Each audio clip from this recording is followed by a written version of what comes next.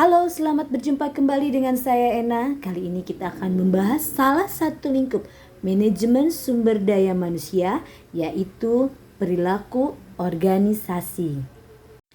Perilaku organisasi adalah suatu disiplin ilmu yang mempelajari tentang perilaku tingkat individu dan tingkat kelompok dalam suatu organisasi, serta dampaknya terhadap kinerja, baik kinerja individual, kelompok maupun organisasi.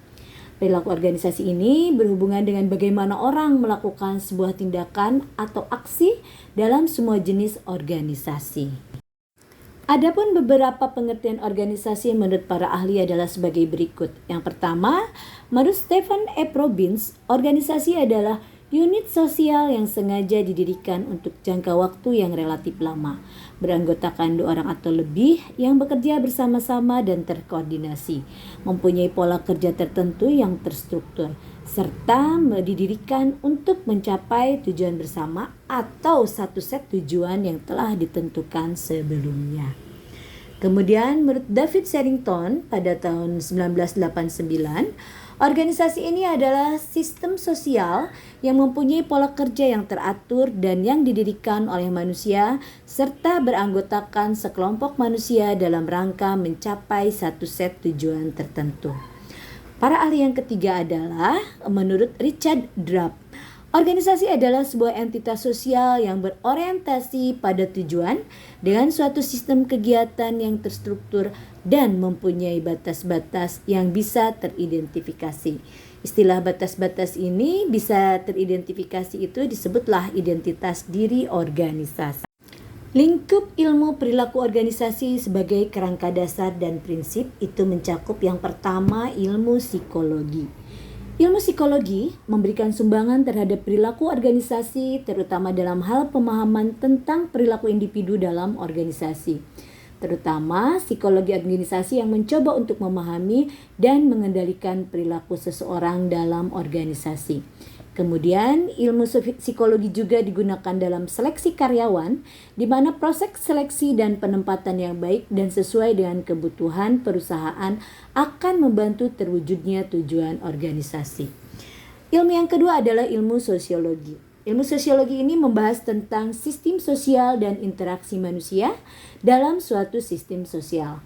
Sumbangan ilmu sosiologi terhadap perilaku keorganisasian terutama pemahaman tentang perilaku kelompok di dalam organisasi.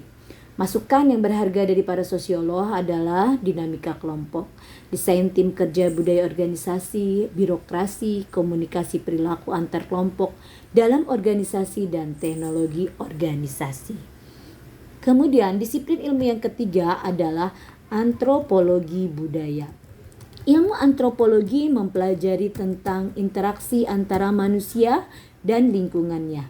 Manusia hidup dalam kelompok dan memiliki kebiasaan-kebiasaan yang disebut kultur atau budaya. Sumbangannya dalam perilaku organisasi adalah membantu untuk memahami perbedaan-perbedaan sikap dan perilaku individu dalam organisasi. Kemudian disiplin ilmu yang lainnya adalah ilmu politik. Ilmu politik ini mempelajari tentang perilaku individu dan kelompok di dalam suatu lingkungan politik.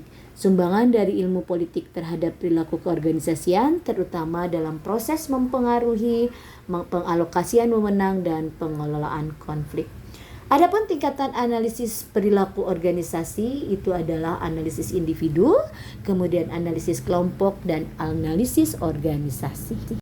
Pengertian perilaku organisasi berdasarkan para ahli, yaitu yang pertama, Lutyens pada tahun 2012 menyampaikan bahwa perilaku organisasi mempresentasikan manajemen manusia, bukan keseluruhan manusia. Pendekatan yang dikenal dalam manajemen mencakup pendekatan proses, kuantitatif, sistem pengetahuan, dan kontingensi. Sementara Toha menyampaikan, perilaku organisasi adalah suatu studi yang berhubungan dengan berbagai aspek tingkah laku manusia di dalam organisasi ataupun kelompok tertentu. Dan ahli yang ketiga yaitu Hairil Umam menyampaikan bahwa perilaku organisasi adalah suatu bidang studi yang mempelajari dampak dari perorangan, kelompok, dan struktur pada perilaku organisasi agar bisa menerapkan pengetahuan terkait tentang berbagai hal tersebut demi perbaikan efektivitas suatu organisasi. Manfaat perilaku organisasi. Ada 3 alasan mengapa perlu mempelajari perilaku organisasi seperti yang dikemukakan oleh Vesio yang dikutip oleh Wibowo pada tahun 2013. Yaitu yang pertama adalah practical application. Dalam kenyataan real organisasi, ada beberapa manfaat memahami perilaku organisasi, antara lain berkenaan dengan pengembangan gaya kepemimpinan, pemilihan strategi dalam mengatasi persoalan, seleksi pekerjaan yang tepat, dan peningkatan kinerja. Kemudian adalah personal growth. Dengan perilaku organisasi, lebih memahami orang lain, sehingga memberikan pengetahuan diri dan wawasan diri lebih besar. Atasan dapat menilai apa yang diperlukan bawahan untuk mengembangkan diri, sehingga pada gilirannya meningkatkan kontribusi pada organisasi. Manfaat yang ketiga adalah increase knowledge. Dengan perilaku organisasi dapat menggabungkan pengetahuan tentang manusia dalam pekerjaan. Studi perilaku organisasi dapat membantu orang untuk berpikir tentang masalah yang berhubungan dengan pengalaman kerja. Kemampuan berpikir kritis dapat bermanfaat dalam menganalisis baik masalah pekerjaan maupun personal. Elemen-elemen perilaku organisasi adalah sebagai berikut. Yang pertama, teknologi. Teknologi mampu menanamkan kondisi fisik dan juga ekonomi dimanapun orang bekerja. Yang kedua, elemen manusia. Manusia adalah sistem sosial di dalam internal organisasi. Mereka terdiri dari individu ataupun kelompok tertentu. Elemen ketiga adalah struktur. Struktur adalah hubungan pada setiap orang yang terdapat di dalam suatu organisasi. Dan elemen yang terakhir adalah sistem sosial. Sistem sosial ini menyediakan lingkungan eksternal tempat organisasi bergerak dengan memberikan pengaruh pada sikap orang, kondisi kerja, dan mampu memberikan persaingan untuk sumber daya dan juga kekuasaan.